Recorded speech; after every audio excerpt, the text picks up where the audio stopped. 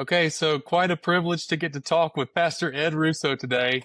Pastor Ed, you have just been a big fan of me and my life, my work, my journey from 17 years of executive pastor into how do I get out here and build the one tool that I always needed that would actually help pastors. So, first of all, I just wanted to say thank you for chatting with me and thank you for all of the support and thank you for getting your team engaged in using Nurture. It's been awesome to watch.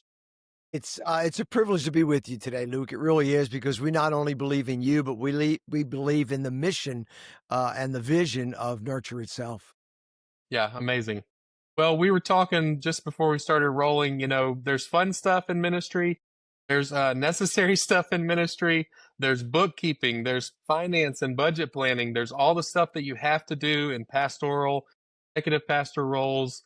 But I really want to lean in today to some of the fun stuff that we get to do, which is I'm thinking about you. You're 37 years as a pastor. Is that right still? Is it still Actually, it's 37 years? 38 going on 39 shortly. Okay.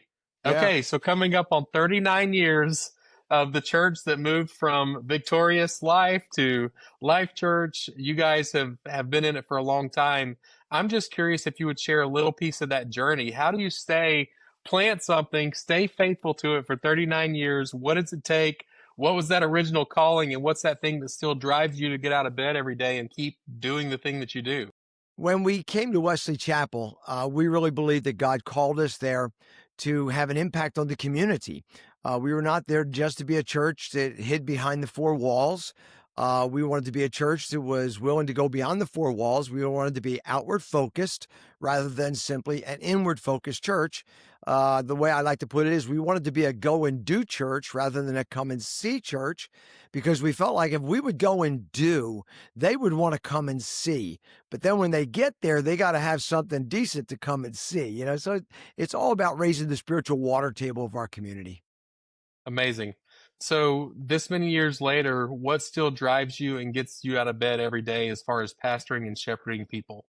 Every time we see a new development come up out of the ground, housing development, another five-story apartment complex all around us, all the economy that's pouring into our region. For me, it's a mission field. It was a mission field 38 years ago, and it remains a mission field today. I don't get frustrated with all the housing developments or the apartment developments because that means people are going to move into my community, people that potentially need Jesus. Wow, I love it. So, I want to dive a little deeper here. It's obvious to us just in a couple of questions and my knowledge and relationship with you over the years. You love pastoring, you love people. As your church has grown and as you guys have done this for the last 39 years, how do you take that heart that you have for shepherding and make sure that when you can't personally, individually know every single person in your church anymore, how are you expanding that out across your staff and making sure that someone is still carrying that calling and that burden to shepherd people well?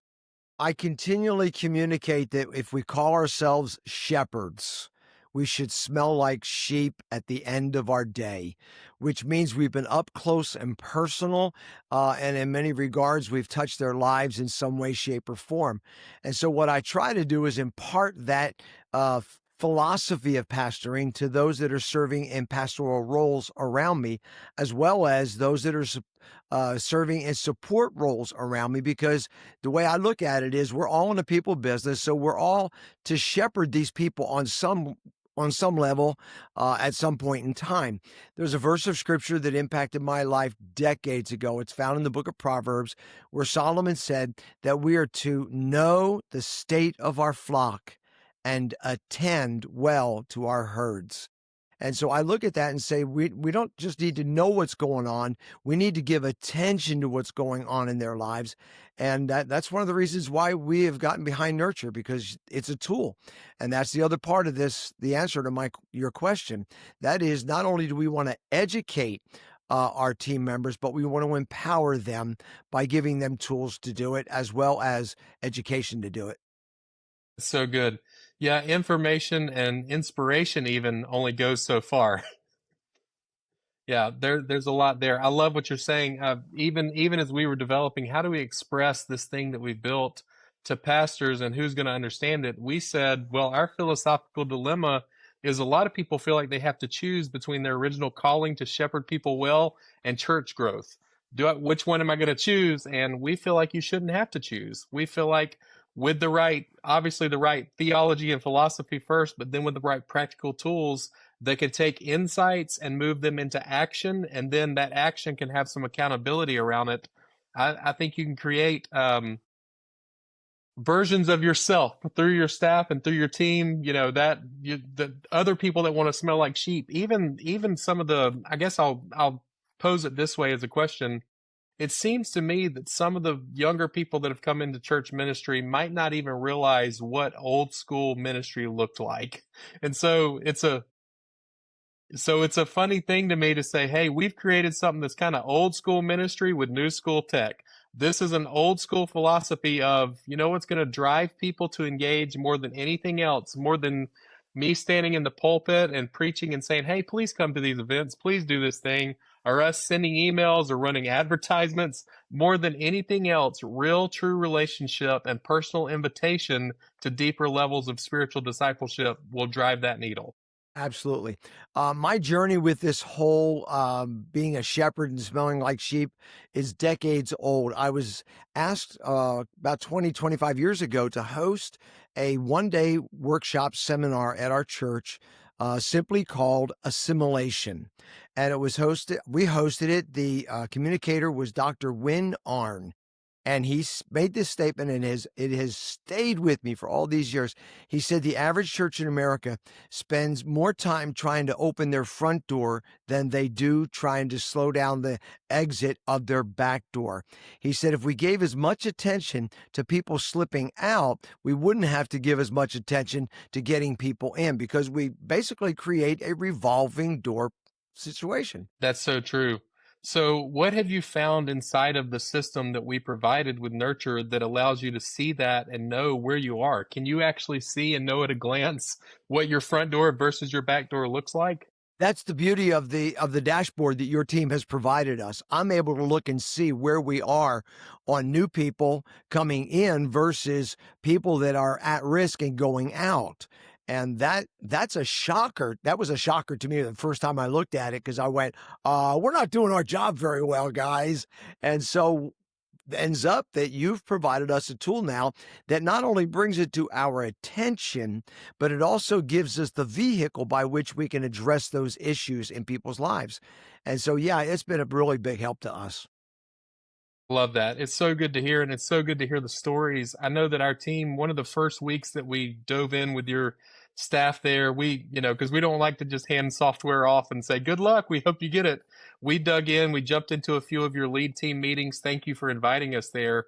As we dove in with the team, we realized, hey, there's some opportunities sitting here. So I remember, and I heard the story from the team that was there of the very first week. Here's some people that are at risk right now. Let's try making touch points and see what happens.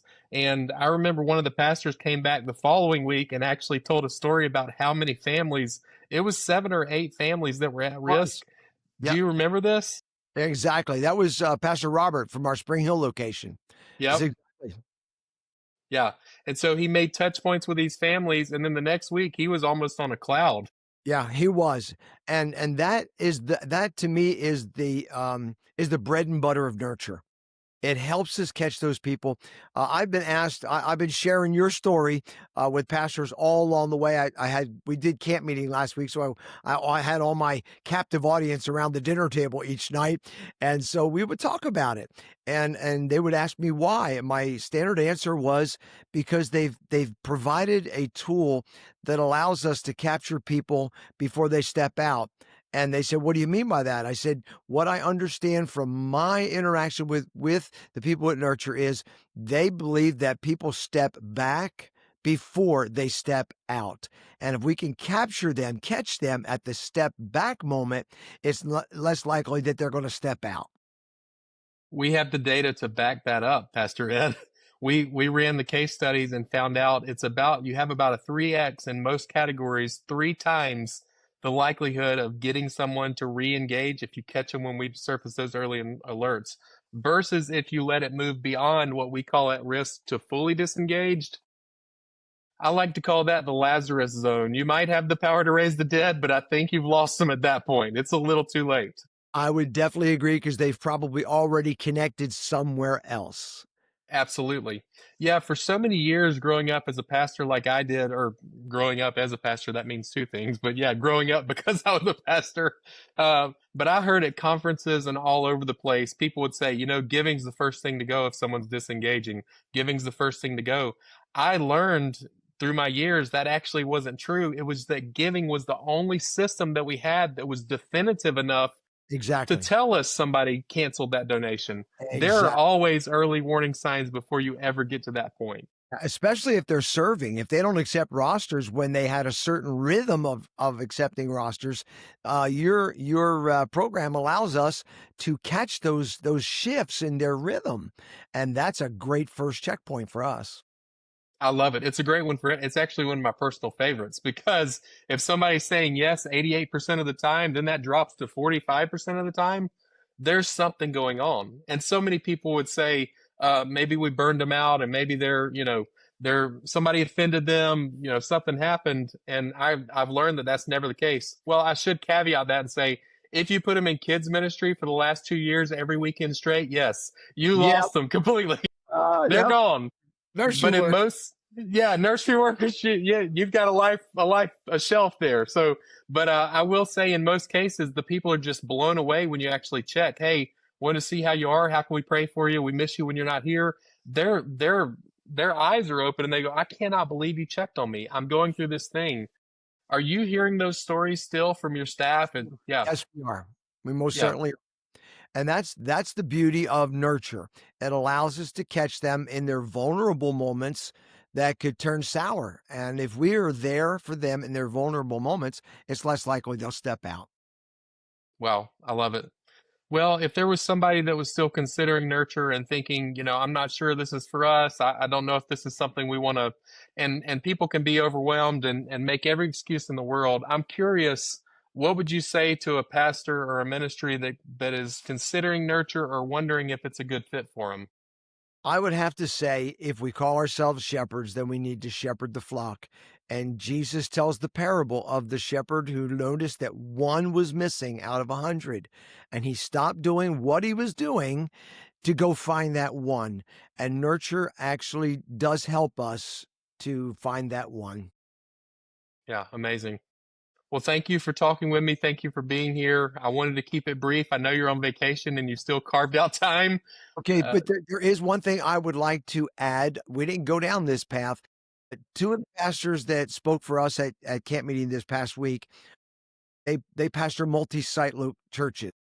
And I said one of the beauties of nurture is helps pastors who have multi-site locations because what we have found, we have 3 domestic locations. What we have found is I think they're at one campus when they think they're at my campus, or they think they're at the other campus when in fact they're not at anyone's campus.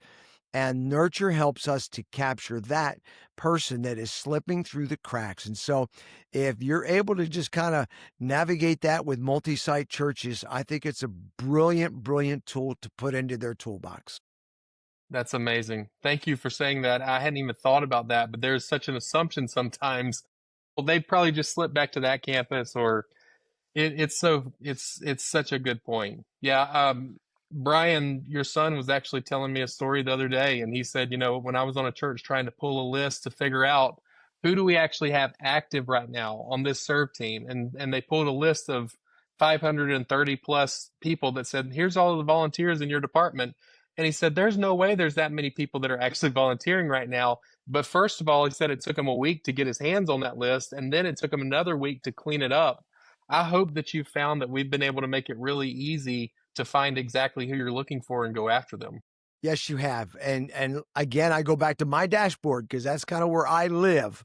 All right. And the ability to give assignments out and things of that nature and then get the feedback, the accountability, it's all built into the program. And I love it. Amazing. Thank you, Pastor Ed. Thanks for making time for us. Many blessings on your continued journey. Keep doing what you're doing. We need more great shepherds and pastors like you. Thank you, Luke. God bless you. And thanks for bringing nurture to our front door.